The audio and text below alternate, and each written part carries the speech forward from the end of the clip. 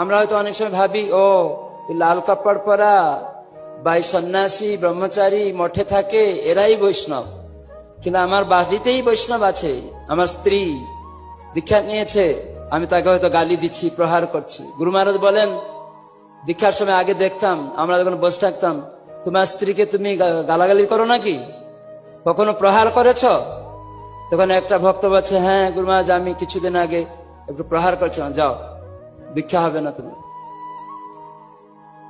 বৈষ্ণব অপরাধ করছো, এরকম করে বের করে দিয়েছেন, দীক্ষা হবে না। স্ত্রীকে প্রহার করছো, বৈষ্ণবী ভক্ত, তাকে গালাগালি করছো।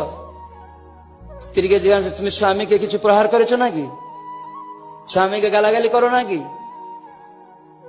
তো এরকমই তাহলে স্বামী স্ত্রী কিরকম হওয়া উচিত, আমাদের আচরণ দেখে ভক্তরা আনন্দ করবে। সেজন্য বৈষ্ণব বাচ্চা আপনার, তাকেও প্রহার করতে পারবেন না, হ্যাঁ গালি দিতে পারবেন না, সেও তো প্রসাদ খায় ভক্ত।